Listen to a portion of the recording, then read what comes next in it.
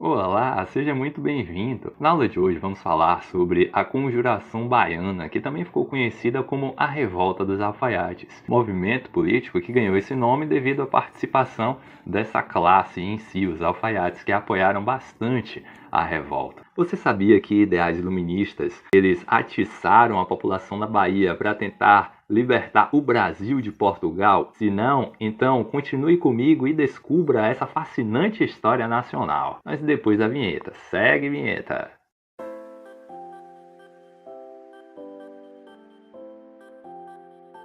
Oxente, se você ainda não é inscrito no meu canal, meu rei, inscreva-se agora, clicando aqui embaixo.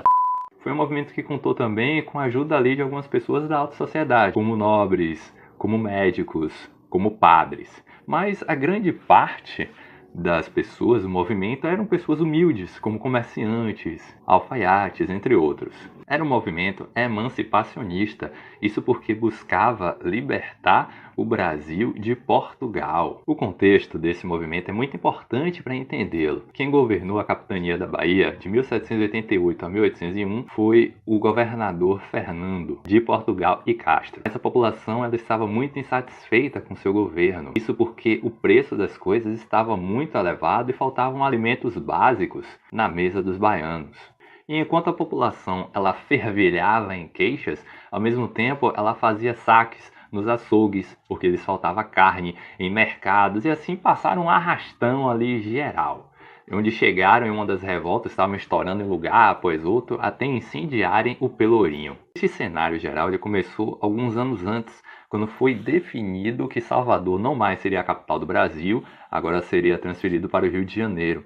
E essa falta de atenção para o Estado gerou alguns problemas administrativos, onde os impostos eram altos, o preço das coisas subia constantemente e a população não tinha assim condições de poder pagar o preço pelas coisas. No Nordeste, a produção da cana-de-açúcar ela havia entrado em declínio no final do século XVII, mas ela se recuperou no final desse século, quando a revolta no Haiti ela gerou uma grande bagunça por lá. E os canaviais e engenhos eles foram queimados, o que acabou gerando uma falta de produção em todo o Haiti. Por isso, a nossa produção nacional da cana-de-açúcar era uma das principais. Pelo açúcar baiano ter se valorizado no mercado internacional, então os donos de engenhos ali passaram a trabalhar arduamente em sua produção, o que aumentou e muito o número de escravos. Outro produto cultivado na Bahia era o tabaco, que era uma moeda de troca usada na compra de escravos.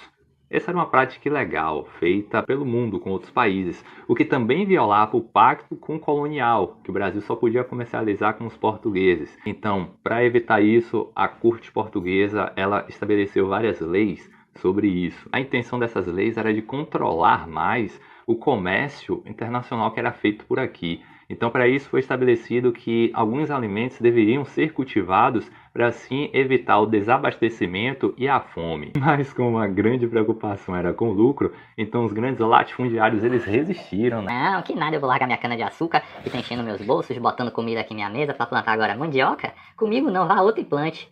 Então, o que aconteceu com isso? Eles descumpriram essa lei. Foi por isso que o preço dos alimentos subiu, principalmente da mandioca, que era usada na produção de farinha, que fazia parte da alimentação de toda a população. A fome foi um grande incentivador, juntamente com o contato com ideais estrangeiros, o que acabou já suplantando ideias revolucionárias na cabeça da população. Junto desses aspectos, surgiam notícias de revoltas em várias partes do mundo, como no Haiti, nos Estados Unidos, as 13 colônias inglesas, a Revolução Francesa e a Inconfidência Mineira, que havia acontecido alguns anos antes. É importante falarmos da Inconfidência Mineira porque os seus ideais eles foram divulgados assim abertamente na capital baiana. Essas ideias elas eram distribuídas pela elite cultural da Bahia em lojas maçônicas, Simples mações ali envolvidas, né?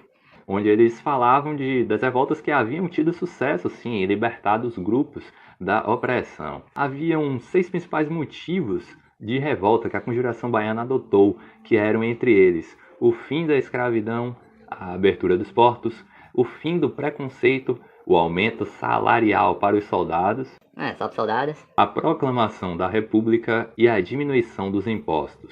É importante salientar que essa foi a única revolta que tinha como um dos objetivos a libertação dos escravos e a criação de um governo democrático onde todos teriam ali os mesmos direitos e deveres. Essas e outras ideias foram divulgadas por Luiz Gonzaga, que não confundam com um músico, em forma escrita. Ele era um soldado. E de Cipriano Barata, que foi um dos grandes líderes do movimento, que ele tinha muita moral por ser conhecido como o médico dos pobres e também ter grande influência na maçonaria.